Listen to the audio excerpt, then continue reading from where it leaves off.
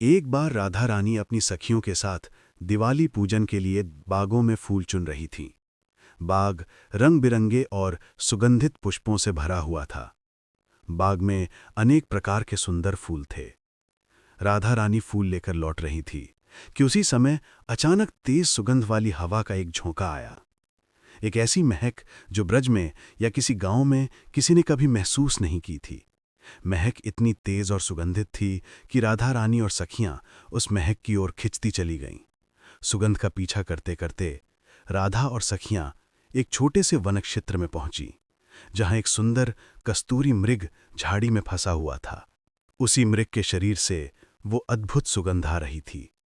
राधा रानी और उनकी सखियों ने देखा कि मृग घायल अवस्था में था और उसकी नाभि से रक्त बह रहा था। ये देखकर सभी सखियां डर गईं। मृग अपनी आखिरी सांसें ले रहा था। तभी राधा रानी उसकी सहायता के लिए आगे बढ़ीं।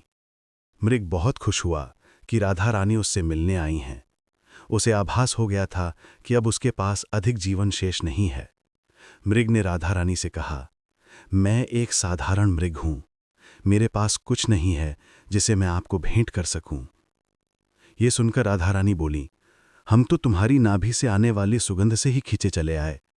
यही सुगंध तुम्हारी सबसे अनमोल चीज है। राधा रानी की बात सुनकर मृग ने अपनी नाभि की कस्तूरी भेंट कर दी, वही कस्तूरी जिससे दिव्य सुगंध आ रही थी। और उसी क्षण मृग ने अपना शरीर त्याग दिया। उस कस्तूरी को लेकर राधा रानी श्री कृष्ण के पास आईं और सारी बात बताई। कृष्ण मुस्कुराए और बोले, राधे, इसे मेरे मस्तक पर तिलक के रूप में लगा दो।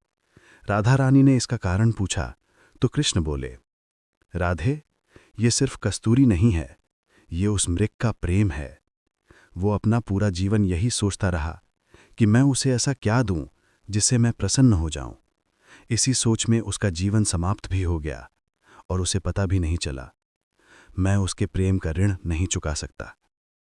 तब राधा रानी ने प्रेम से श्री कृष्ण के माथे पर पहली बार कस्तूरी तिलक लगाया, जिसे बाद में दुर्गा मां ने मृगमद तिलक के रूप में धारण किया।